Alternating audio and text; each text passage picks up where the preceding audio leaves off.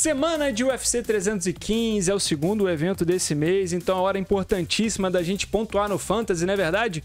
Então por isso que eu já tô aqui na home, ufcfantasy.com.br, e já de cara a gente pode ver aqui o evento dessa semana pra gente deixar nosso palpite. Tem o da semana passada também pra gente poder dar aquela olhada como é que a gente foi. Aqui em cima na direita daqueles menus padrões também, pra você poder acompanhar a sua performance em diversas ligas.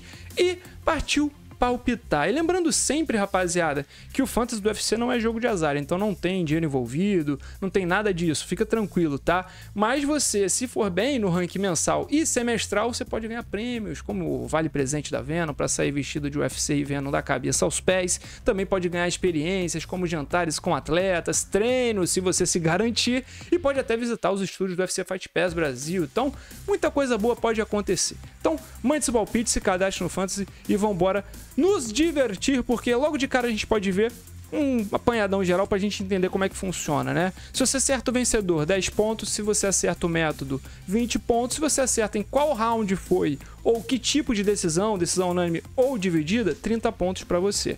Agora, se você cravar o empate, 60 pontos, amigo, e parabéns. Se você cravou o empate, realmente você tem a visão além do alcance. Pontos extras são aqueles pontos que você pode ganhar se você cravar quem ganha bônus, né? Seja luta da noite ou performance. Última coisa antes da gente pular realmente nos palpites: luta Fight Pass da rodada. Todo card tem uma luta Fight Pass destacada que vale o dobro de pontos. Então, se por acaso você for meio mal nos palpites, você tem a chance de salvar a lavoura de alguma forma, ok? Vamos embora lá de baixo, vamos começar da primeira luta da noite. Brad Katona contra o Al-Makhan. O nosso Bekzat Al-Makhan, que estreou no UFC contra o nosso querido também, o Marlon Magomedov. Não teve muita oportunidade de mostrar luta, lutou muito pouco em pé, aplicou um flashdown ali no mar. Porém, o Brad Katona, bicampeão de TUF, um cara já rodado, luta em casa. Vou com o Brad Katona, que veio de luta pegada contra o nosso Matsumoto. Vou de decisão unânime pro nosso Brad Katona. Acho que ele pode conversar em todas as etapas da luta e se sair melhor. Vamos ver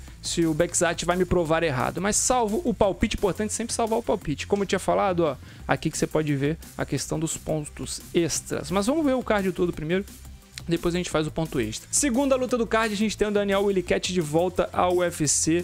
Teve um cancelamento de luta recente, pega essa luta agora também de short notice, né? Em cima da hora, digamos assim, contra o Jae-Yong Lee. E olha, eu vou te falar, a luta no peso pena me deixa um pouco mais tranquilo, porque o problema do Willicat não é dentro do octógono. Nas 3 lutas que ele fez, apesar de ter perdido a primeira, vem de 2 boas vitórias. O problema é chegar no confronto. Muitos cancelamentos, problema com a balança muitas vezes. Então, lutando na categoria de cima, eu espero que ele não tenha esse problema consiga realmente performar. E luta por luta, eu gosto muito do Willicat nesse confronto. Acredito que o sul-coreano é acertável.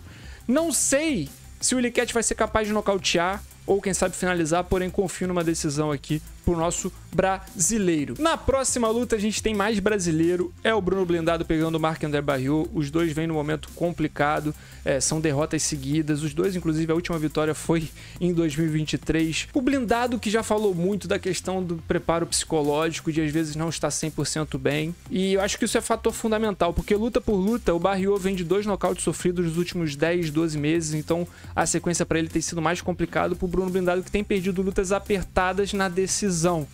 Acho que o brasileiro, que se vier bem, confiante, tem tudo para vencer o Barriault na casa do Barriault, botar aquela água no chope. Vou de decisão aqui pro nosso brasileiro, torcendo muito para que o nosso Bruno Blindado esteja bem, principalmente mentalmente, e também, óbvio, que na parte física é fundamental, mas a cabeça tem que estar boa. Fechou? Bora de Bruno Blindado nessa. Próxima luta, luta de trocadores, cara, 93 quilos, Navarro Sterling pegando Ivan Erslan, croata. E olha só, vou te falar, o Navarro Sterling, que é da última classe do Contender Series, né, Contender 2024, é um trocador interessante, kickboxer, treina lá com Israel Adesanya na City Kickboxing, e vai pegar o Erslan, que vem de derrota pro Cutelaba. O Erslan, eu não sei se ele tem o wrestling, não sei se ele tem o grappling pra tirar o Navarro Sterling da sua zona de conforto, que é a trocação. Tem muito bom controle de distância, realmente o kickboxing muito limpinho. Gosto do Sterling aqui, que geralmente é nocauteador. No UFC não conseguiu nocautear o George Tokos na primeira luta, né, o Tuco Tokos. Então vou de nocaute aqui, cara, vou de nocaute. acredito que o Sterling nocauteia no segundo assalto, no segundo round, confiando aqui no potencial do nosso querido. O problema é que ele é invicto, né? Tem que ficar atento nesse detalhe. Próxima luta, Modestas Bukauskas contra Ion Cutelaba, meio pesado ainda. Pô, 2 lutas seguidas aí de atletas de contundência. O Modestas Bukauskas, que tá na segunda jornada dele no UFC, foi derrotado e demitido lá em 2018, se não me engano, quando ele perdeu pro Roundtree, naquela luta que o Roundtree já pegou o chute. Pô, status não, pisão no joelho do Bukauskas, uma cena terrível de se assistir. Saiu do UFC, rodou, venceu bem. E nessa segunda jornada tem 4 vitórias em 5 lutas. A única derrota dele foi para o Vitor Petrino. Enquanto o Cutelaba tá numa ascendência aí, cara. Tá numa crescente interessante. Pegou a faixa roxa recentemente. 2 vitórias seguidas, se não me engano. A última mais recente ele inclusive finalizou. Tinha vencido o Erslan, como eu falei na última análise. Gosto do Cutelaba aqui, cara. O Bukauskas é muito acertável e o Cutelaba, se utilizar wrestling, se usar solo, se ele liberar o jogo dele, né? Se ele conseguir lutar em MMA, gosto aqui do nosso Cutelaba. Quem sabe um TKO, cara. Vou botar um nocaute no round 2 aqui, mas é uma luta que eu gosto muito do Cutelaba, principalmente por misturar o jogo. E o Bukauskas muito acertável, porém luta interessante aqui. Quem vencer sai muito bem na categoria e pode surgir como um novo nome, assim, um novo antigo nome, né? Próxima luta, Jéssica Batistaca contra Jasudavicius, a Jasmine Jasudavicius, a canadense que tá numa fase exuberante, muito boa, o melhor momento da carreira. Pega a Jéssica Batistaca que agora parece que vai ficar de vez nos 57 quilos. Uma categoria que eu acho que para Batistaca por vezes não é ideal, ela fica muito pequena, inclusive nessa luta ela vai ter déficit de altura e de envergadura, ela tem 1,56, enquanto a canadense passa do 1,70 de altura e de envergadura. O grappling também, a parte de quedas, a parte de wrestling é um problema para Jéssica Batistaca nas atuações recentes, o que me deixa extremamente receoso nessa luta. Eu vou fazer uma coisa aqui que eu não me orgulho, cara. Eu vou de Jasudavicius por decisão. Tomara que eu esteja aqui fazendo aquela famosa zica reversa, mas vamos nessa, tomara. Vamos ver se a Batistaca me prova errado, tomara que ela me prove. Mike Malott contra o Charles Radke. O Charles Radke, pra gente que acompanha, né, vai lembrar dele sendo derrotado para o Carlos Prates, né, o nosso querido Carlos Prates nocauteou ele com uma joelhada na linha de cintura, naquele 2023 maravilhoso, daquele 2024, melhor dizendo, maravilhoso que veio o Carlos Prates. Então, a gente pode lembrar que o Radke é um atleta nocauteável, porém, se você observar as lutas, ele é muito bom em pé. Não é demérito perder por Carlos Prates, enquanto o Mike Malott foi o protagonista de uma das maiores zebras, né, recentes no UFC, quando foi derrotado no terceiro assalto pelo Neil Magny no Canadá. Não sei, tô sentindo aqui que vai ser nocaute, round 1 do Radke. Tô achando que ele vem para aqui fazer a boa. Próxima luta, Alexa Grasso contra a nossa Natália Silva. Meus amigos, aqui a gente tem que conversar. Aqui a gente vai ter que ter uma conversa muito séria, porque essa luta pode definir a próxima desafiante de cinturão, principalmente falando da Natália. Gosto muito do matchup para a Natália, gosto muito desse casamento para ela. Acredito que ela tem as valências em pé para dificultar o boxe da Alexa Grasso, se tornar realmente um fator de vitória para a mexicana. No jiu-jitsu, no solo, não tenho tanto medo assim das entradas da Alexa Grasso. É claro que ela é muito criativa, oportunista no jiu-jitsu, venceu assim o cinturão contra a Valentina Shevchenko, mas confio no jiu-jitsu da nossa brasileira, eu confio na nossa defesa, confio no bom momento da Natália Silva. E já é claro, já a gente vai falar da luta que define o cinturão da categoria, que define a próxima campeã, ou vai mais uma defesa da Valentina Shevchenko, mas com certeza Natália Silva tá muito de olho no Common Event dessa noite. Gosto de Natália Silva aqui, vou de decisão, vai ser pegado. Alexa Grasso, ex-campeã, nível de campeonato realmente, porém vou de brasileira. Ok? Próxima luta, José Aldo contra Ayman Zahabi. José Aldo Júnior retornando ao UFC, terceira luta dele, né? Depois da aposentadoria, desaposentadoria. Venceu Jonathan Martinez no Rio, acabou sendo derrotado pelo Mauro Bautista e agora volta para lutar com o Zahabi, retornando ao Canadá, né? Canadá que foi o país onde ele estreou no UFC quando ele venceu o cinturão, né? Fez a primeira defesa, ele já chegou no UFC como campeão, mas fez a primeira defesa do título contra o Mark Rominick, quem não lembra daquele galo que o Mark Rominick deixou. Mas muita coisa aconteceu de 2011 para cá, muita coisa mudou. Hoje, José Aldo Júnior é um peso galo, um dos melhores assim que a gente tem na organização em termos técnicos de qualidade. Nenhuma derrota dele na categoria foi uma luta onde ele tenha perdido realmente na bola, tenha sido realmente o atleta pior As derrotas que ele sofreu, na maioria dos casos, foram em situações de critério de luta de avaliação. Muito preso na grade, mas isso é uma discussão muito grande. O que eu quero falar aqui é que ele vai enfrentar um estrategista. O Zahabi é irmão do Firra Zahabi, que é um dos arquitetos da grande fase do Georges St-Pierre. O Georges St-Pierre treinou durante muito tempo, teve como head coach o irmão do nosso Ayman. Então vai vir com a estratégia. Imagino que a luta vai se desenrolar em pé, mas no momento que o José Aldo conectar a mão um pouco mais dura, principalmente falando do boxe, que vem sendo trabalhado e afiado pelo nosso José Aldo Júnior, acredito que o canadense vai passar um pouco de dificuldade aí, talvez entre o jogo de quedas, o jogo de grade, e a gente tem que ver como é que o brasileiro vai lidar com isso. Vamos ver como é que a pontuação dos jurados pode vir com relação a isso. Acredito aqui na vitória do José Aldo Júnior na decisão. De novo, a contundência sempre fica do lado do Aldo. A questão realmente é como a luta vai se desenrolar. Me parece motivado, me parece afim de luta. Então vou confiar aqui no José Aldo com muita vontade de ver ele vencendo mais uma vez o campeão do povo, o Rei do Rio. Vamos ver o que ele faz nessa nova jornada no peso galo do UFC.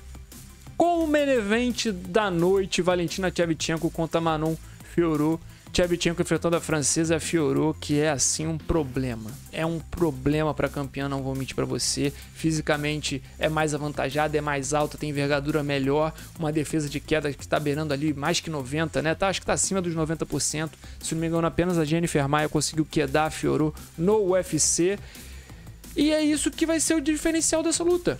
O fator determinante, o critério de vitória para Shevchenko é se ela consegue botar para baixo ou não a Manon Fiorot. Em pé, na luta solta, no kickboxing, acho muito complicado. No momento atual de carreira da Shevchenko, dela fazer mão com a Fiorot, principalmente pela variedade de chutes. E aí, se a gente fala de envergadura maior no boxe, no chute, a Fiorot vai nadar de braçadas em cima da Shevchenko. É bem verdade que a Shevchenko, se não é a terceira melhor, senta ali no top 5 das melhores atletas femininas de todos os tempos. É uma das melhores hoje em dia no UFC a praticar MMA, independente de feminino ou masculino, mas o tempo é implacável. O tempo é implacável e a Fiorot vem com aquela carinha de que o novo sempre vem. Dito isso, Shevchenko na decisão, vou acreditar na magia da nossa Shevchenko, tá? Vou acreditar na magia do campeonato, mas expliquei aqui por que a Fiorot pode ganhar. Mas como é palpite, no final das contas é coração, é o âmago da pessoa, e se mandar bem, eu ganho um jantar com o Minotauro, uma visita aos estúdios do UFC Brasil. Se eu mandar mal, não perco nada, então já vou deixar meu like aqui. Tá tudo certo. Comenta aí se você concorda comigo ou não. Chegamos no main event da noite. Chegamos na luta mais importante, 5 assaltos ou nada para o cinturão de 77 quilos. O cinturão de 77 quilos que pode estar interferindo na vida da galera dos 70. Mas isso é assunto para outro dia. Belal Muhammad contra Jack Della Maddalena. O Belal Muhammad que vive um momento espetacular na carreira, cara. São 11 vitórias de invencibilidade, apenas um no contest ali perdido, né? Para não falar que são 11 vitórias seguidas. Naquela luta que ele recebeu um dedo no olho contra o nosso ex-campeão Leon Edwards. Enquanto o Jack Della Maddalena também vive uma sequência espetacular de vitórias, praticamente não perde desde a segunda luta profissional dele, vence todo mundo, acha vitórias com interrupções, e quando eu digo acha vitórias é realmente de encontrar, de buscar onde não tinha. Vide a luta dele contra o Gilbert Burns na última rodada, onde 2 dos jurados pontuavam a favor do Gilbert Burns entrando no terceiro assalto, até que o Jack Della Maddalena conecta uma belíssima joelhada e a partir dali constrói a vitória no último round. Luta pegada. É de se lembrar que o Jack Della Maddalena não seria o desafiante original, não seria necessariamente o homem mais temido a desafiar o campeão, seria assim o Rakhmonov, porém machucado. Só que se esse aqui é a alternativa, realmente o Rakhmonov é o bichão, porque o Jack Della Maddalena é um dos melhores pugilistas, boxeadores que a gente tem na organização hoje. Tem um jogo de solo que é pouco comentado, porém muito sólido. Só que aquele negócio, o Belal Muhammad, ele joga o jogo, ele entende os espaços, ele entende as táticas, ele não pisa onde não deve pisar.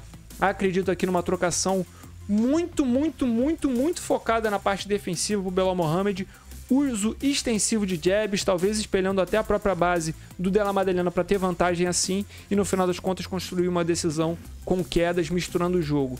Não acho que vai ser um passeio do Belal Muhammad, não acho que ele vai sobrar de ponta a ponta, mas acredito aqui sim numa vitória por decisão do nosso campeão. And still. Tô confiando que os dois mantenham o cinturão, né? Não sei o que vocês acham aí, deixe os comentários. Certo? Falta ainda deixar qual vai ser a luta da noite.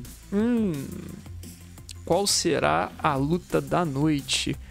Pô, Eu vou de Willy Cat, cara. Se o Willy Cat e Lee se sair da forma como eu imagino, gosto dessa luta. Agora, quem pode levar performance, amigo? Performance da noite? Olha, se a Natália Silva tirar onda pra cima da Alexa Grasso, eu acho que ela merece, tá? Importante, deixou os palpites, salvou tudo aqui. Salvar pontos extras. Salvar pontos extras. Confirmar isso aí. Se você clicar aqui em compartilhar, vai abrir a página para você poder compartilhar seus palpites finais também, tá certo? Vou confirmar isso aí, tá certo? Desejo sair? Sim, desejo sair. Perfeito, rapaziada. Tá aí o nosso palpitão para esse final de semana pro UFC 315. Deixa o like, se inscreve no canal, comenta aí o que você achou dos meus palpites, comenta aí o que você tá esperando desse card maravilhoso. Eu sou o Tarso Dori, espero você na próxima. Tamo junto.